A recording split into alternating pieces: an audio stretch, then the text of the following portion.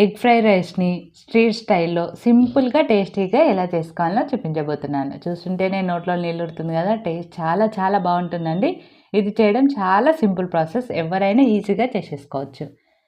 దీనికోసం స్టవ్ వెలిగించుకొని ఒక కడాయి పెట్టుకొని, అందులో కొద్దిగా ఆయిల్, 3 ఎగ్స్‌ని వేసుకొని, దాంట్లోకి మిరియాల పొడి, కొద్దిగా సాల్ట్‌ని వేసుకొని ఎగ్‌ని ఫ్రై చేసుకోండి.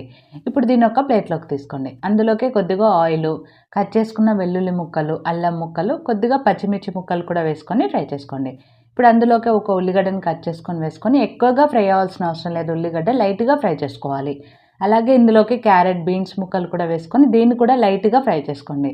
ఇప్పుడు ఇందులోకి క్యాప్సికమ్ ముక్కలు కూడా వేసుకొని ఫ్రై అయిపోయిన తర్వాత ఇందులోకి మిరియాల పొడి, కొద్దిగా ఉప్పును వేసుకొని కలుపుకొని, ఇప్పుడు ఇందులోకే ఫ్రై చేసుకునే ఎగ్స్, ఉడికించుకున్న రైస్, మీ దగ్గర బాస్మతి రైస్ ఉంటే బాస్మతి రైస్, ఇంట్లో రెగ్యులర్గా వండుకునే రైస్ అయినా వేసుకోవచ్చండి. కొద్దిగా వెనిగరు, సోయా సాస్ వేసుకొని 2 నిమిషాలు కలుపుకుంటూ ఫ్రై చేసుకుంటే రెడీ.